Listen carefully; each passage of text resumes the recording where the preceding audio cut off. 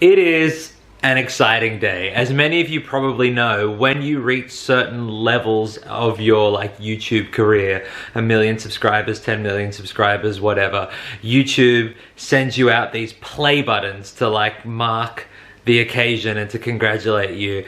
And guys, I'm just so excited to let you know that this week my cardboard play button finally arrived. Obviously, you know, I need to thank YouTube. This is super humbling, and I just, you know, I can't thank you enough. But even more than that, I want to thank you guys. Whether you've been with me since the heady days of 2 subscribers or whether you just jumped on when I was at 3 or 4, I'm just so happy you're here. You guys, in a very real way, made this happen. And when you get to this point, it's hard to even imagine where you could go from here, but like, let's shoot for the moon. If you guys just keep on liking and sharing my videos, if you leave comments, if you hit that notification bell and do all that stuff, I mean, who knows, by the end of this year, what if we could get to 5 subscribers? What if we could get to 6? Look, whatever happens, my promise to you guys is I'm not gonna let this go to my head. I'm not gonna let the fame change me. I will be the same Chris Morphew that you've known all along. In other news,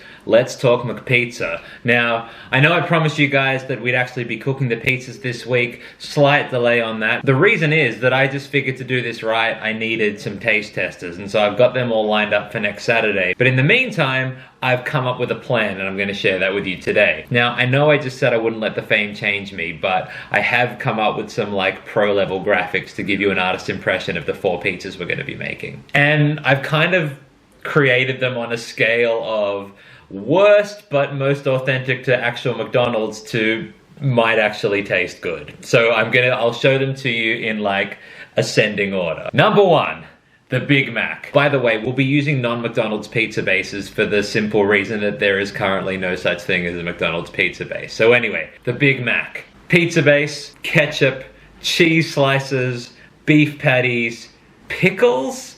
I don't want to, but I feel like that's how we're gonna get the authentic flavor. And finally, a delicious swirl of special sauce. Now, I don't think this is gonna taste good because I don't think Big Macs taste good. And I think a pizza made of McDonald's cheese slices is gonna be kind of gross. But I had to start authentic and work my way up. So that's number 1.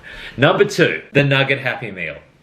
Pizza base, sweet and sour sauce, nugs, fries, cheese, and I guess it comes with a toy. By the way, as you'll see from my highly scientific drawing, we've moved on to like actual meltable cheese here, which I'll get from a supermarket because I want some of these to actually be vaguely edible. Number 3, the McMuffin meal. Pizza base, barbecue sauce, real cheese, bacon, egg, hash browns. As if that's not going to be good. So obviously so far all 3 of those have attempted to replicate some kind of other McDonald's experience in the pizza form. But for the final pizza, I'm kind of doing the flip and I'm trying to recreate a regular pizza in McDonald's form. Number 4, barbecue meat lovers. I guess it should have been McMeat lovers, but whatever. I'm not going to go back and redo the drawing. Pizza base, barbecue sauce, cheese, beef patties, bacon, chicken, fries, why not, and then a swirl of ketchup to top it off. Prediction, at least pizzas 2, 3, and 4 will be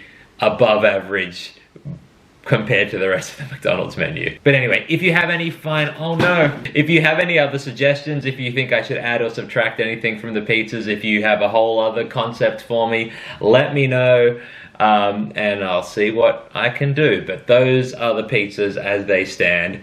Get excited. Next week we are like 100%, 90% actually doing this. Meanwhile, someone came up to me this week and they were like, Chris, any news? And I was like, any news about what? And they were like, the Chickadees, the chicken snacks, are they chicken shaped or not? Which, watch the last 2 videos if you don't know what I'm talking about. But I will give you the same answer that I gave her, which is to say no, there is no news, because every day this week when I went to my PO box, there was no correspondence from Snack Foods, what are they called? Snack Brands Australia. Nothing. In fairness, it's only been a week, so hopefully by next episode I'll have some news for you, but it does seem eerily quiet, doesn't it? One last thing before I go. Last year when my new book, Best News Ever, came out, a whole bunch of really great people wrote a whole bunch of really great things about it. For the next few weeks, I just want to give some counter-endorsements. So, Claire Zorn said, In Best News Ever, Chris provides a super readable guide to Mark's Gospel. The only danger with Best News Ever is that you'll want to read it all in one go instead of pacing it out over 100 days. How nice! But here is what I think of you. Your book, The Sky So Heavy, is like in my top 10 young adult novels of all time. It is this fantastic post-apocalyptic but scarily real young adult novel. If you haven't read it, go read it. Also, finally, apparently there's a sequel coming out which I'm stoked about. So there, you're fantastic, Claire. And if for some reason you're a 5-year-old watching this and you don't know how to read novels, she's got you covered, because check this out. It's her new book, No Place for an Octopus, and it is also great. So if you're Claire Zorn, you're great. Thanks so much for endorsing my book. And if you're not Claire Zorn, go read Claire Zorn's books. Actually, even if you are Claire Zorn, read your own books and then you'll be like, whoa, I'm pretty good. But you're heaps humble as well, so you might not even think that. That's the end. My battery's running out.